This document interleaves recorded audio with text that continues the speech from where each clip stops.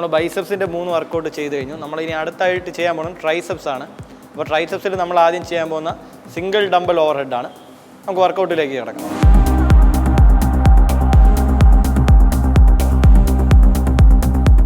നമ്മുടെ ബൈസെപ്സിലൊക്കെ പറഞ്ഞതുപോലെ തന്നെ നമ്മൾ ഈ ഇത്രയും പോർഷൻ നമ്മൾ മൂവ്മെൻറ്റ് വരാൻ പാടില്ല. ഇത്രയും അവിടെ സ്റ്റേബിളായിട്ട് നിൽക്കുക. ബാക്കി പാർട്ട് മാത്രം ഫുൾ ഇത് ചെയ്യുക. കൈ ഇങ്ങനെ വരുമ്പോൾ മാക്സിമം ഫുള്ള് സ്ട്രെയിറ്റ് ആവാൻ നോക്കുക. കൈ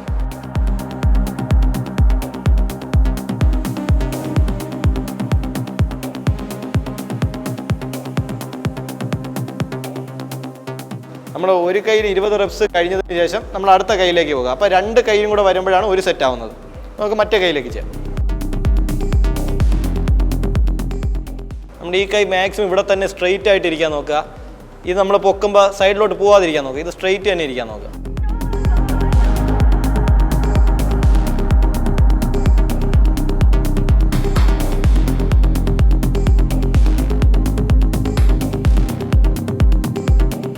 അപ്പോൾ നമ്മൾ single dumbbell over head 3 set ചെയ്തതിന് ശേഷം നമ്മൾ അടുത്ത ചെയ്യാൻ പോകുന്ന വർക്കൗട്ടിൻ്റെ പേരെന്ന് വെച്ചാൽ റോപ്പിൽ ക്യാബിൽ പുഷ് ഡൗൺ ആണ്. അപ്പോൾ നമുക്ക് അതിലേക്ക് കിടക്കാം. നമ്മുടെ ട്രൈസെപ്സ് നമ്മൾ ബൈസെപ്സ് ചെയ്യുന്ന പോലെ തന്നെ ട്രൈസെപ്സും നമ്മൾ ഓൾമോസ്റ്റ് എല്ലാ വർക്കൗട്ടിലും ഈ ഒരു പോർഷൻ എന്ന് പറഞ്ഞാൽ നമുക്ക് സ്റ്റേബിൾ ആയിരിക്കും. ബാക്കി ഇത്രയും പോർഷൻ മാത്രമേ നമുക്ക് മൂവ്മെൻറ്റ് വരുള്ളൂ. നമ്മൾ ഇത് ചെയ്യുമ്പോൾ മാക്സിമം കൈ ഫുള്ള് സ്ട്രെയിറ്റ് ആവാൻ നോക്കുക. എങ്കിൽ മാത്രമേ നമ്മൾ ഈ ട്രൈസെപ്സ് എന്നുള്ള ഇത് ഫോക്കസ് ആകത്തുള്ളൂ. നമ്മൾ മാക്സിമം കൈ 2 സൈഡിലോട്ട് സ്ട്രെയിറ്റ് ചെയ്യാൻ നോക്കുക. എങ്കിൽ മാത്രമേ ഇവിടുത്തെ മസിലിൽ നല്ല ഫോക്കസ് ആവുള്ളൂ.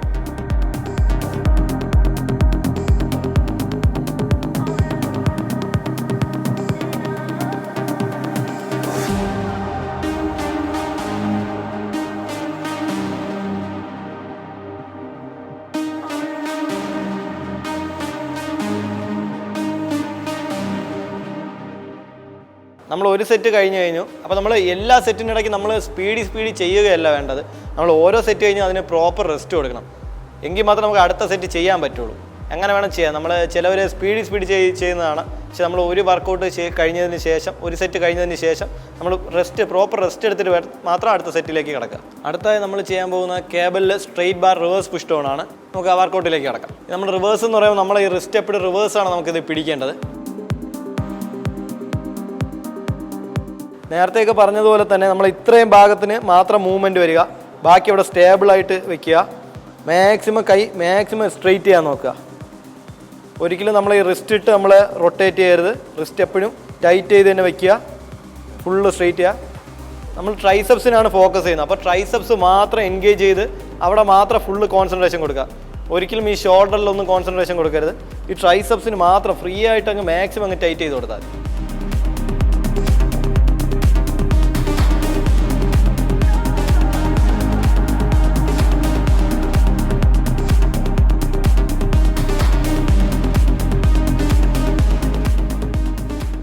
നമ്മൾ ഇന്നത്തെ ബൈസെപ്സും ട്രൈസെപ്സും വർക്കൗട്ട് നമുക്ക് കഴിഞ്ഞു.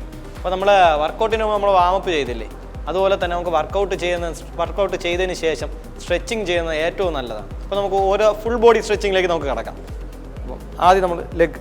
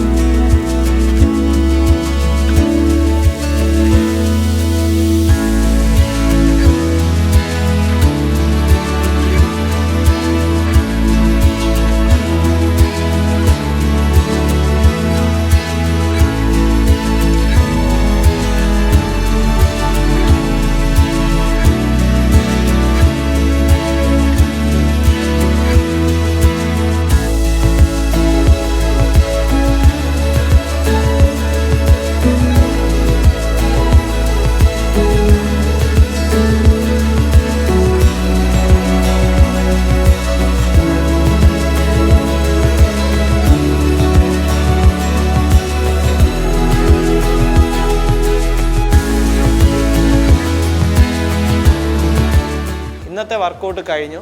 അപ്പോൾ ഇന്ന് നമ്മൾ ബൈസൺ റൈസുമാണ് ചെയ്തത്.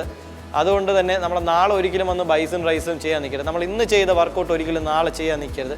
നമ്മൾ മിനിമം ഒരു 48 മണിക്കൂറെങ്കിലും മസിൽ റിക്കവറി ടൈം കൊടുക്കുക. അത്രയും റിക്കവറിക്കെങ്കിലും ടൈം അത്രയും ആവശ്യമാണ്. അപ്പോൾ നാളെ ഒരിക്കലും നമ്മൾ ഇന്ന് ഫോക്കസ് ചെയ്ത മസിൽ ഗ്രൂപ്പ് ഒരിക്കലും നാളെ വന്ന് ചെയ്യാൻ നിൽക്കരുത്. അപ്പോൾ നമ്മൾ അതിന് പ്രോപ്പർ റെസ്റ്റ് കൊടുക്കുക. ഒരു റിക്കവറി ടൈം ഒരു 48 മണിക്കൂറെങ്കിലും മിനിമം കൊടുക്കുക. അപ്പോൾ നമുക്കിനി സ്പന്ദനത്തിൻ്റെ അടുത്ത എപ്പിസോഡിൽ കാണാം.